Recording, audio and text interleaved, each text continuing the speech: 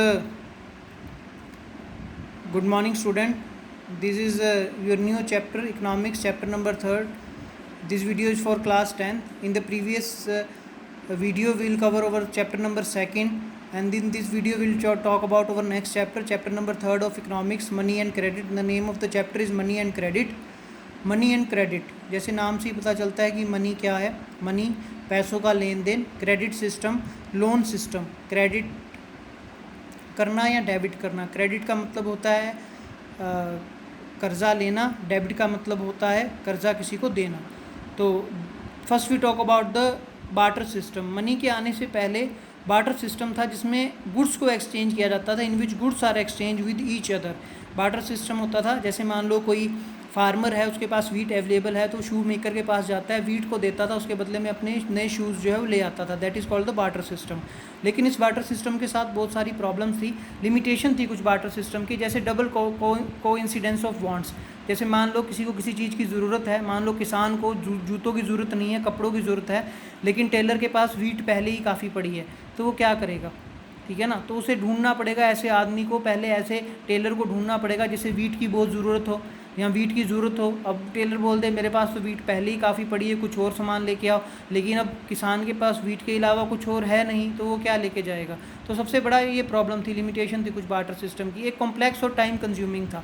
Time consuming, अगर आपके पास पैसे हों तो आप फटाफट जाके अपनी चीज़ जाके ख़रीद ला सकते हैं, लेकिन पहले आपको वो आदमी ढूंढना पड़ेगा जिसे उसकी नीड हो. पहले आप फार्मर को वो आदमी ढूंढना पड़ेगा जिसे वीट की नीड हो, वीट की नीड को पूरा करेगा, जिसकी वीट की नीड को पूरा करेगा, उसके बदले में वो उसे क्लॉथ्स जो है वो देगा. तो पहले एक टाइम कंज्यूमिंग है और बहुत कॉम्प्लेक्स सिस्टम था. एक expression of the values for the goods, अपनी गुड्स को दिखाना पड़ता था, उसको एक्सप्रेस करना पड़ता था कि हाँ ये भाई ये मेरे पास ये चीज़ पड़ी है, इसकी इतनी वैल्यू है. तो कई बार ज़्यादा चीज़ भी देनी पड़ती थी. अब टेलर बोलता था कि नहीं मैं तो 1 वीट का गट्टा नहीं लूँगा, मैं तो 10 वीट के गट्टों के बदले में कपड़े सील के दूंगा. तो उसके साथ क्या थी, सारी की सारी प्रॉब्लम थी. तो मनी का इंट्रोडक्शन हुआ. मनी की इंट्रोडक्शन के बाद सब कुछ जो है सिंपल हो गया. जैसे हम इसमें टॉपिक्स कवर करेंगे, इस चैप्टर में 4 टॉपिक्स में ये चैप्टर कवर होगा. फर्स्ट टॉपिक रहेगा money as a medium of exchange, second is the loan activities of the bank, third is the sectors of credit, and fourth is the self help groups. तो first we talk about the money as a medium of exchange. Money को कैसे medium of exchange के लिए use किया गया. Use of money has remove the problem of the double confidence of wants. अगर आपके पास पैसा है तो आप बाज़ार में जाके कुछ भी खरीद सकते हो, आपको किसी को कुछ ढूंढने की ज़रूरत नहीं है. अगर मान लो आज आपके पास 1000 रुपये हैं तो आप मार्केट में जाओ, जैसे आपको किसी भी चीज़ की ज़रूरत है तो आप मनी को दे के उसके बदले में कुछ भी जो है खरीद सकते हो. The exchange has now been convenient and simple. अब एक्सचेंज बिल्कुल कन्वीनियंट और सिंपल हो चुका है, हर कोई चीज़ जो है पैसे से खरीदी जा सकती है. तो मनी जो है वो बहुत अच्छा मीडियम ऑफ एक्सचेंज जो है बन चुका है. अब मेज़र ऑफ वैल्यू, वैल्यू का मेज़र किस तरह किया जाता है, मनी को किस तरह उसका मेज़र किया जाता है. Money serves as measure of value in terms of the monetary units. जैसे मान लो आप चीनी खरीदने जाते हो तो आपको उसके बदले में 40 रुपीज़ देने पड़ेंगे, क्योंकि चीनी का रेट ये है 40 रुपीज़ पर केजी. आप दुकानदार को 40 रुपये दोगे, उसके बदले में वो आपको 1 किलो चीनी जो है तोल के जो है दे देगा. ठीक है. जैसे आपको चीज़ें चाहिए होंगी उसी चीज़ों की उतनी वैल्यू जो है वो होती है.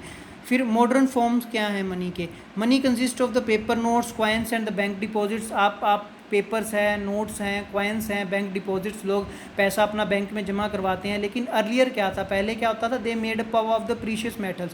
ये प्रीशियस मेटल से बने होते थे, जैसे गोल्ड हो गया, सिल्वर हो गया, कॉपर हो गया. लेकिन अब उसके बदले में गवर्नमेंट ने, क्योंकि गोल्ड की बहुत प्राइस बढ़ चुकी है, सिल्वर पहले इनकी इतनी ज़्यादा प्राइस नहीं होती थी, तो इनसे सिक्के तैयार होते थे. लेकिन अब गवर्नमेंट ने पेपर नोट्स बनाने शुरू कर दिए, जैसे 2000 का नोट है, 500 का नोट है, तो इस तरह के बैंक में deposit. The modern currency is without any use of its on. अब जो मॉडर्न करेंसी है उसका लोग पैसों के में नोटों का इस्तेमाल करते हैं. नोटों से आप सब कुछ जो है वो ख़रीद सकते हैं. Now money as a medium of exchange किस तरह है, जैसे ऑथोराइज्ड क्यों है money as a medium of exchange क्यों है. एक तो authorise by the government, government ने इसे ऑथोराइज़ किया हुआ है. आपको कोई भी करेंसी होगी उसके नीचे लिखा होगा it is authorised by the central government. Central government ने उसे ऑथोराइज़ किया हुआ है. Control by the RBI, Reserve Bank of India उसे कंट्रोल कर रहा है. None can refuse to accept, कोई भी उसे लेने से मना नहीं कर सकता अगर वो नोट असली है. तो अगर आपके पास 2000 का नोट है, गवर्नमेंट की तरफ से ऑथोराइज है, तो उसे सामान देना ही होगा अगर वो उस पर एग्री है. Use for measure of value, एक वैल्यू को मेज़र करना, किसी भी चीज़ की वैल्यू को मेज़र करना, तो हम उसे पैसे से कर सकते हैं, पैसे से उसे ख़रीद सकते हैं।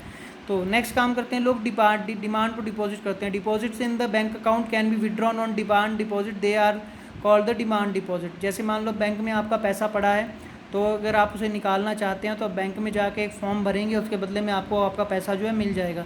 जितना पैसा आपने डिपॉजिट करवा रखा है, आप चाहे तो उतना पैसा भी निकाल सकते हैं, अगर आपको जितना नीड के हिसाब से पैसे को निकाल सकते हैं।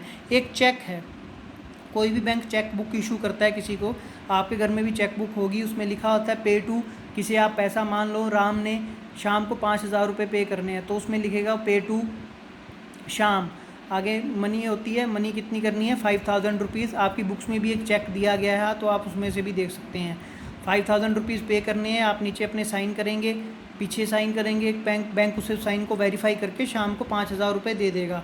अगर चेक एक ऐसी चीज़ है, मान लो आपने खुद ने पैसा निकालना है, तो पे टू आप लिखेंगे सेल्फ, कि मुझे खुद को पे करना है, अपने आप मैंने पैसे निकालने हैं, अपने खुद के लिए निकालने हैं। तो बैंक उस चेक को वेरीफाई करेगा, चेक वेरीफाई होने के बाद पैसे जो है निकल जाएंगे। चेक बुक जो है बैंक इशू करता है। जैसे cheque is a paper instructing the bank to pay a specific amount from the person account in the person whose name the cheque has been made, जिसके नाम से चेक जो है बना हुआ है। तो this is the topic, money as a medium of exchange यहाँ पे पूरा होता है। In the next video we'll talk about our next topic, loan activities of banks. Hope you like the video. Any queries, send message in the groups. Thank you. Have a nice day.